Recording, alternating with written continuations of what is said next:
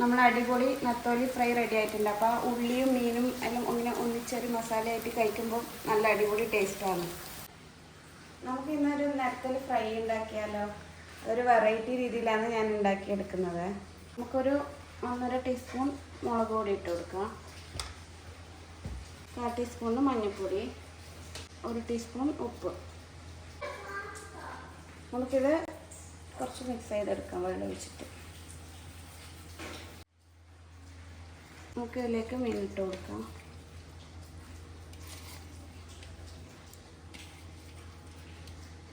ഇത് നല്ലോണം മിക്സ് ചെയ്ത് കൊടുത്തിട്ട് ഒരു 10 മിനിറ്റ് നമുക്ക് മാറ്റി വെക്കാം.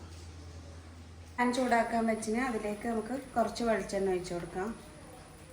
ചൂടായതിനു ശേഷം നമുക്ക് നമ്മുടെ മീൻ ഇതിലിട്ട് കൊടുത്തിട്ട് ഒന്ന് ഫ്രൈ ചെയ്തെടുക്കാം. നമ്മൾ നത്തോലി ഫ്രൈ ആയിട്ട് വന്നിട്ടുണ്ട്. നമുക്കിതൊരു വേറൊരു പ്ലേറ്റിലേക്ക് മാറ്റിയെടുക്കാം.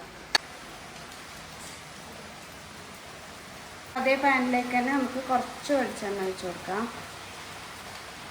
അതിലേക്ക് കുറച്ച് കറിവേപ്പില, പിന്നെ വേണ്ടത് ഒരു 4-5 അല്ലി വെളുത്തുള്ളി ചെറുതായി മുറിച്ചത്, പിന്നെ ഒരു പച്ചമുളക് മുറിച്ചതും, പിന്നെ ഒരു 1.5 കഷ്ണം ഉള്ളി എടുത്തിട്ടുണ്ട് ഞാൻ. അതും കൂടി ഇതിലേക്ക് ഇട്ട് കൊടുക്കാം.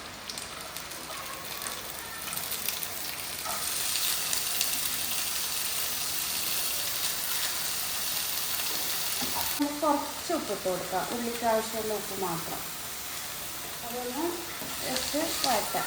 അധികം ഉള്ളി ഏകദേശം ഈ പരുവത്തിലായിട്ടുണ്ട്. അധികം വഴറ്റി ഇട്ടണ്ട, ഇതിൽ ഇങ്ങനെ ആയി കിട്ടിയാൽ മതി. അതിലേക്ക് ഒരു 1/4 ടീസ്പൂണ് കുരുമുളക് പൊടി ഇട്ട് കൊടുക്കാം. അത് ഒന്ന് വഴറ്റാം.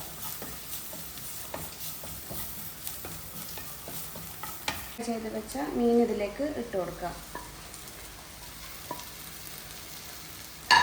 ഇതൊന്ന് മിക്സ് ചെയ്യാം.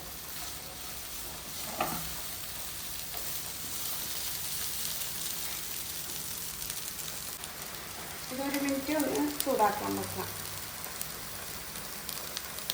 നമ്മൾ അടിപൊളി നത്തോലി ഫ്രൈ റെഡി ആയിട്ടുണ്ട്. അപ്പോൾ ഉള്ളിയും മീനും എല്ലാം ഇങ്ങനെ ഒന്നിച്ചൊരു മസാലയായിട്ട് കഴിക്കുമ്പോൾ നല്ല അടിപൊളി ടേസ്റ്റാണ്.